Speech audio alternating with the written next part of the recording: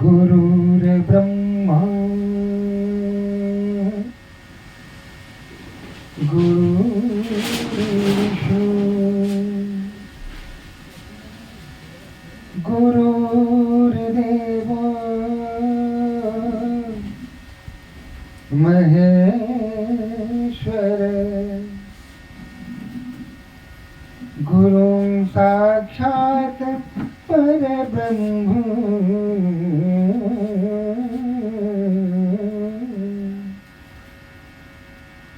तस्मै श्री गुरुवे नमः। वर्णानामर्थसंहारां रसानां छन्दसामपि मङ्गलानां च कर्तारौ वन्दे वाणि विनायकौ। भवानी शङ्करो वन्दौ श्रद्धा विश्वासरूपिणौ याभ्यां वीरान् पश्यन्ति सिद्धाः स्वान्तस्थमीश्वरम्। वन्दे बोधमयं नित्यं गुरुं शङ्कररूपिणो यमाश्रितो हि वक्रो अपि चन्द्रः सर्वत्र वन्द्यते। सीताराम गुणग्राम पुण्यारण्य विहारिणो वन्दौ विशुद्ध विज्ञानौ कवीश्वर कपीश्वर।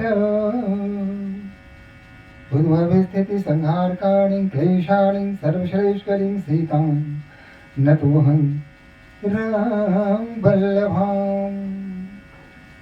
अतुलित बलधामं हेम शैलावदेहं धनुजवनकृशानुं ज्ञानिनामकरण्यं सकल गुण निधानं वानराणामधीशं रघुपति प्रिय भक्तं वात जातं नमामि।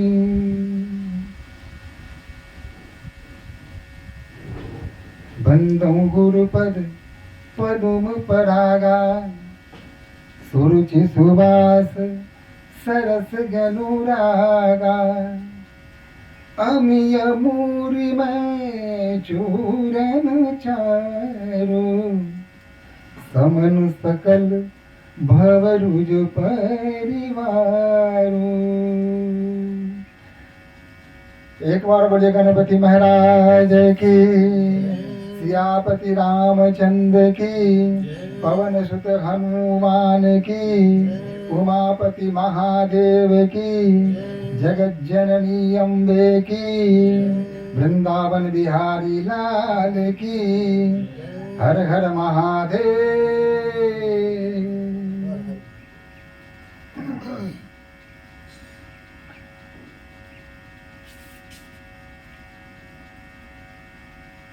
जब भगवान श्री हरि के दरबार में द्वारपाल के रूप में अपनी भक्ति का प्रदर्शन कर रहे थे, जय और विजय, एक ब्राह्मण देवता ने उन्हें शाप दे दिया और कहा कि 3 जन्मों तक तुम राक्षसी तन पाओगे, तुम्हारी प्रवृत्ति राक्षसी हो जाएगी। क्योंकि जय और विजय उनके अति प्रिय थे, भगवान श्री हरि के अति प्रिय भक्त थे।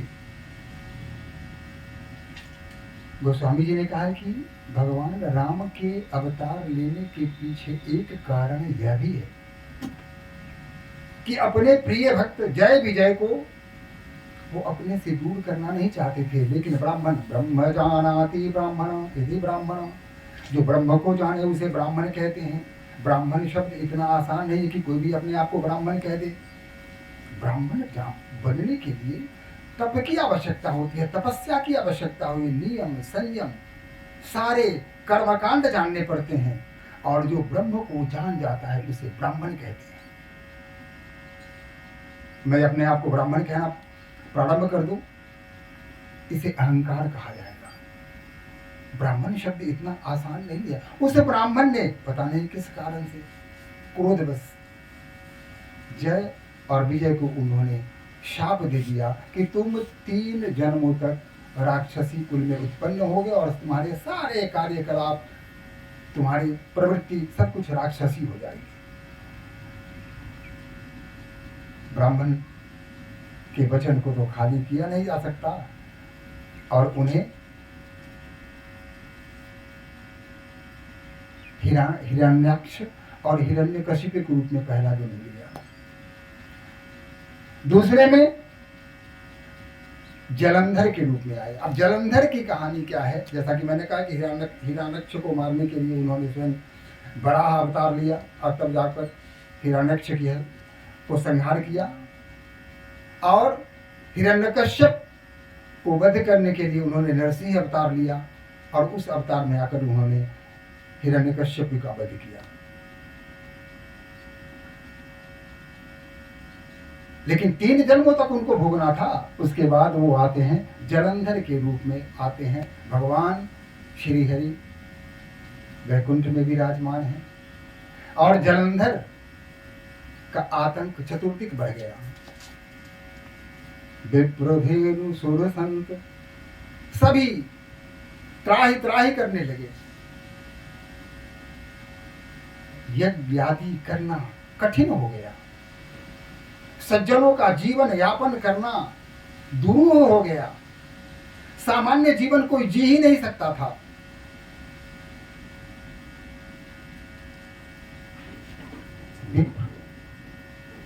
सामान्य नर ये भय में जीने लगे। धार्मिक अनुष्ठान लगभग समाप्त हो चुका था। लोग हरि का नाम तक नहीं लेते थे। अगर किसी ने लिया तो जालंधर जाकर उन पर आक्रमण करता था, उन्हें समाप्त कर दिया करता था। आतंक उसका बढ़ता चला गया, अत्यंत बड़ा हो गया आतंक उसका। तब भगवान शिव ने उनके पास देवता लोग गए कि हे भगवान शिव, हमें जालंधर से त्राण दिलाइए, उससे हमारी रक्षा कीजिए।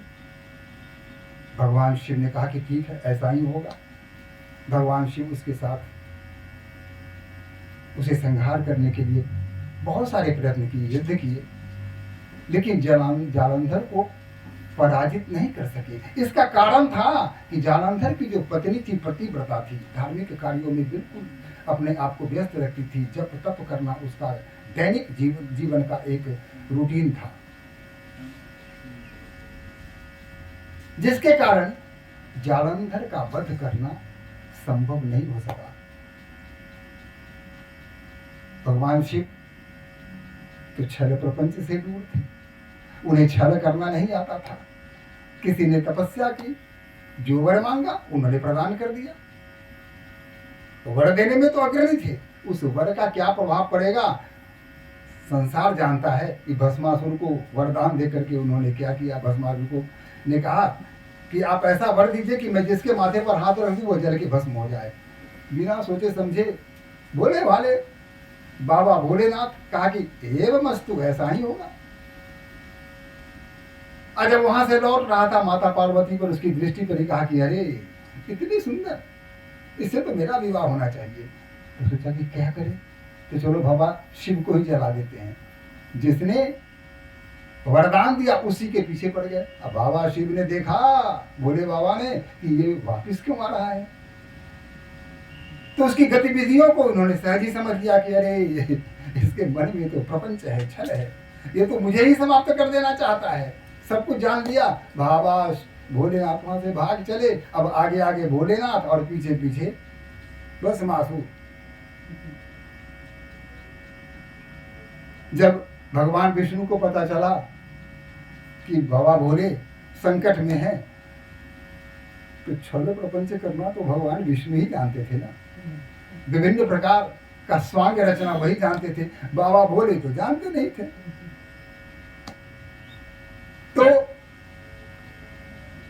भगवान श्री हरि ने माता पार्वती का रूप धारण करके अब भगवान शिव जब आगे निकल गए तो वहां रास्ते में खड़ी हो गई। तो वहां जब देखा भस्मासुर ने, ये तो यहाँ खड़ी है। तो भगवान श्री हरि जो माता पार्वती के रूप में खड़ी थी, उन्होंने कहा कि तुम क्यों उनके पीछे पड़े हो, और मैं तो पहले ही तुम्हारे लिए हूं, उनको छोड़ो, मैं तुमसे विवाह करने के लिए पहले से ही तैयार हूं, छोड़ो उनको। तो वैसे भी गान भांग गाजा क्या क्या पीते रहते हैं, भूत प्रेत के साथ रहते हैं, श्मशान में उनका सोना होता है, अभंग है, सांप वगैरह लिपटा रहता है। ऐसे व्यक्ति के साथ कौन रहना चाहेगा, मैं तो पहले से तुम्हारे साथ रहना चाहती हूँ, उनको छोड़ो। भस्मासुर प्रसन्न हो गया, कहा कि वाह जाने दो, लेकिन मेरी एक शर्त है। कहा कि बताइए, आपकी शर्त, प्रत्येक शर्त को पूरी की जाएगी, आप आज्ञा कीजिए। कहा कि मुझे नृत्य बहुत पसंद है, क्या आप नृत्य करना जानते हैं? भस्मासुर ने कहा कि बिल्कुल, अरे मैं एक से एक नृत्य करना जानता हूँ, आप कहके तो देखिए कौन सा नृत्य करना चाहती हैं, आप जो नृत्य कहिएगा करके मैं दिखा दूंगा। कहा कि कोई भी नृत्य कीजिए, वो जो कमर पर हाथ रखते हैं और जो ठुमका मारते हैं, वो वाला नृत्य मुझे बहुत पसंद है। कहा कि ये लीजिए, एक हाथ रखा कमर पर, दूसरा माथे पर, जल के भस्म हो गया। तो वही उसका काम तमाम हो गया। तो भगवान शिव ऐसे थे, जालंधर के पीछे पड़े रहे भाग, लेकिन जालंधर पराजित नहीं हुआ, क्योंकि छल प्रपंच करना तो वो जानते नहीं थे, युक्ति लगाना जानते नहीं थे। अंत में कहा कि हे भगवान श्री हरि, अब आप ही कुछ करो, इसका अत्याचार तो दिनादिन बढ़ रहा है, ब्राह्मणों की हत्या कर रहा है, यज्ञ होमादि होने नहीं देता है, धार्मिक सारे अनुष्ठान बंद हो गए हैं, लगभग संतों का जीना कठिन हो गया है, धरती माता त्राही त्राही कर रही है, गोवध किया जा रहा है चारों तरफ, प्राणियों में बेचैनी का भाव बढ़ गया है, सर्वत्र अशांति ही अशांति है, आप ही कुछ कर सकते हो। तो श्री हरि मुस्कुराए, कहा कि आपसे होने वाला भी नहीं, आप न छल जानते हैं न प्रपंच जानते हैं, सीधा सीधा काम करते हैं। आज सीधे सीधे रहने से नहीं होता है, थोड़ा सा टेढ़ा होना पड़ता है, जब तक आप थोड़ा टेढ़ा नहीं होंगे तब तक काम बनने वाला नहीं है। और भगवान विष्णु आए और उन्होंने क्या किया, जालंधर की पत्नी के पास गए और सबसे पहले उसका जो पातिव्रत धर्म था उसको भंग किया। अब क्या हुआ, उसने जो भी पुण्य प्राप्त किए थे वह पुण्य नष्ट हो गया, और उस पुण्य का प्रभाव जो पड़ रहा था जालंधर पर, वह प्रभाव अपने आप स्वतः समाप्त हो गया, और फिर जालंधर की हत्या हो गई, उसका वध हो गया। चारों तरफ शांत आनंद ही आनंद हो गया, देवता पुष्प वृष्टि करने लगे, चारों तरफ जय जयकार होने लगा, भोले बाबा की जय, भगवान शिव की जय, भगवान श्री राम की जय, चारों तरफ जय जयकार होने लगा। धर्म परित्राणाय साधूनां विनाशाय च दुष्कृतां धर्म संस्थापनार्थाय संभवामि युगे युगे। प्रत्येक युग में धर्म की स्थापना के लिए, दुष्टों को संहार करने के लिए भगवान श्री हरि अवतार लेते हैं, साधुओं को त्राण दिलाते हैं और धरती को पाप मुक्त कर देते हैं, वही किया। तो इस तरह से जालंधर दूसरा जन्म, वही जय विजय की बात कर रहा हूं ना, उसका दूसरा जन्म जालंधर के रूप में, और तीसरा जन्म जो हुआ वही रावण और कुंभकर्ण का। जय विजय रावण और कुंभकर्ण के रूप में राक्षस कुल में उत्पन्न हुआ, और उसने जो अत्याचार किया सारा संसार त्रस्त हो गया। फिर वही स्थिति आ गई, क्योंकि 3 जन्मों तक उसको राक्षसी कुल में उत्पन्न होना था, अत्याचार करना था, विप्रोधेनु सुरसंत, इन्हें संकट में डालना था, इनकी हत्या करनी थी, प्रारंभ कर दिया। कहते हैं कि रावण ने ब्राह्मणों से उसका खून लिया करता था, कर के रूप में कर वसूला करता था, उनका रक्त लिया करता था, इतना अत्याचारी था वह। लेकिन एक बात माननी पड़ेगी, माता पार्वती का जब हरण करके रावण ले गया, माता सीता, माता सीता का हरण करके जब रावण ले गया तो रखा कहाँ उन्हें?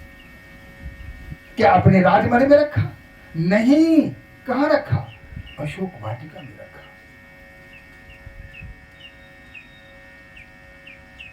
कभी भी रावण राक्षस था, लेकिन कभी भी किसी के साथ उसने जबरदस्ती जबरन अपना विचार उस पर थोपने का प्रयास नहीं किया। दूसरी बात है, किसी स्त्री पर उसने इस तरह बुरी दृष्टि नहीं डाली। माता सीता के साथ बहुत कुछ कर सकता था वह, लेकिन नहीं, अशोक वाटिका में रखा। उनकी सेवा के लिए त्रिजटा इत्यादि जो राक्षसी थी उनको नियुक्त कर दिया, उनकी सुख सुविधाओं का ध्यान रखा उसने। अपनी प्रवृत्ति के कारण बार बार जाता था, उन्हें डराता था कि मेरी बात मान लो, लेकिन कभी माता सीता को छूने का प्रयास नहीं किया। तिन धरियोट कहत बैदेही, और माता सीता भी जब रावण आता था तो तृण धरियोट, एक तिनका उठा करके ओट कर लेती थी और तब रावण से संवाद करती थी, प्रत्यक्ष नहीं करती थी। इसे कहते हैं सांस्कृतिक, हमारा जो सनातन की संस्कृति है, हमारी जो परंपरा है, बहुत ही महान परंपरा है। कालांतर में आज भी राक्षस समाप्त नहीं हो गए हैं, काल नेमी के रूप में आज भी सर्वत्र व्याप्त हैं। उन्हें प्रथम दृष्टि में पहचानना कठिन है, आप नहीं पहचान पाएंगे। काल नेमी की तरह मृदुभाषी हैं, मीठी मीठी बात आपके साथ करेंगे वो, लेकिन उनकी सोच में, उनके विचार में, उनके आचरण में बहुत ही अंतर होता है। ऊपर से कुछ और, भीतर से कुछ और। ऊपर से आप मधुर मधुर बातें करेंगे, लेकिन भीतर ही भीतर आपको नष्ट करने का, आपको विनष्ट करने का, आपको संहार करने का उनका कार्यक्रम चलता रहता है, उसमें कहीं कोई कमी नहीं आती है। तो ये इसी तरह हुआ, एक जन्म कर कारण गेहा, जेहि लगी राम धरेगी नर देहा। प्रति अवतार कथा प्रभु केरी, सुनु मुनि बरन कभी है घनेरी। नारद श्राप दिन एक बारा, कलप एक तही लगी अवतारा। गिरिजा चकित भगी सुनवानी, नारद विष्णु भगत पुण्य ज्ञानी। नारद जी को प्रजापति दक्ष ने श्राप दे दिया था। श्राप दिया था कि आप कहीं एक जगह ठहर नहीं सकते, आप थोड़ी देर यहाँ, थोड़ी देर वहाँ, जहाँ जाएंगे वहाँ से फिर भागेंगे, वहाँ जाएंगे फिर हट जाएंगे, यानी आपके चरण रुकेंगे नहीं, आपके चरण चलते रहेंगे। ये कहानी थोड़ा सा, यह कथा भिन्न है, तो यह कथा आगे के लिए छोड़ता हूँ। अब इसमें थोड़ा सा भक्ति की बात है। नहीं करी कर्म न भगति विवेकु, राम नाम अवलंबन गेकु। कलयुग में न भक्ति की आवश्यकता है, तप जप की आवश्यकता, कुछ भी आवश्यकता नहीं है। राम नाम अवलंबन गेकु, एकमात्र राम नाम ही कलयुग केवल नाम आधारा, एकमात्र नाम ही आधार है। कलयुग केवल नाम आधारा, सुमिरी सुमिरी नर उतरहि पारा। स्मरण करके उतरहि पारा, क्या पार? भव सागर पार। अब भव सागर क्या कोई समुद्र है, कोई नदी है, क्या है? भव सागर। हम जब जन्म लेते हैं तो एक के बाद एक बहुत सारी समस्याएं हमारे सामने आती रहती हैं, कठिनाइयां आती रहती हैं। उन कठिनाइयों को हम दूर करते करते अपना जीवन व्यतीत कर लेते हैं।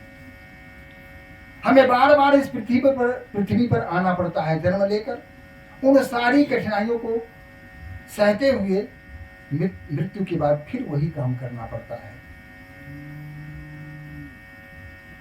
एक स्नेहलता जी का पद है जिसमें उन्होंने कहा है कि हजामिन आती है भगवान श्री राम के चरणों की को नाछू करने आती है, नाखून काटने आती है, तो उसको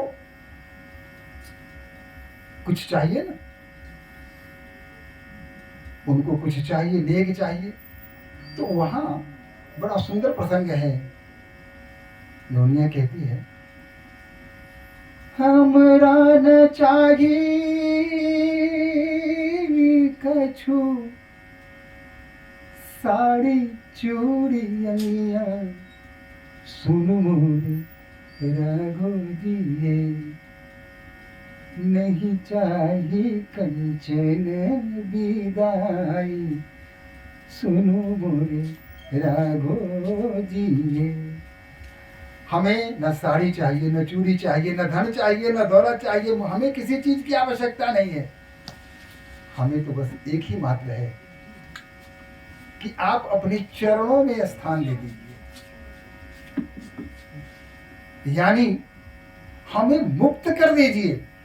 ये जो जीवन और मरण का जो यह चक्र है, हम इससे मुक्ति चाहते हैं। एक सामान्य सी, साधारण सी हजामिन भी भगवान राम से यही प्रार्थना करती है कि हमें धन दौलत की आवश्यकता नहीं है, हमें सिर्फ मुक्ति चाहिए। यही हमारा सनातन धर्म है, जहां हमें स्वर्ग नहीं चाहिए, वैकुंठ नहीं चाहिए, हमें तो बस अपने आप में मिला लो। तुम तनु में समा जाओ, तुम तनु में समा जाओ, जीवन में समा जाओ, अखियों के रस्ते से मेरे मन में समा जाओ, अखियों के रस्ते से मेरे मन में समा जाओ। कुछ नहीं चाहिए, बंधन से मुक्त कर दो, हमें स्वतंत्र कर दो। हमें दासता बिल्कुल पसंद नहीं, हमें इस दासता से मुक्त कर दो। अगर बार बार हम यूं ही धरती पर आते रहेंगे, जन्म लेते रहेंगे, सारी कठिनाइयों का सामना करते करते जीवन में समय ही नहीं मिलता है कि हम तुम्हारा भजन कर सकें। बच्चों के पालन पोषण में, माता पिता की आज्ञा के पालन करने में, सामाजिक कार्यों में, और इसके अतिरिक्त इतने सारे कार्य और कठिनाइयां हैं जिसमें लगे रहने के बाद हमारे पास समय नहीं मिलता है परमात्मा कि हम आपको समर्पित कर सकें। एक ही आकांक्षा है, मुक्त कर दो मुझे मुक्त कर दो। तो आइए एक बार भगवान का गुणगान कर लेते हैं।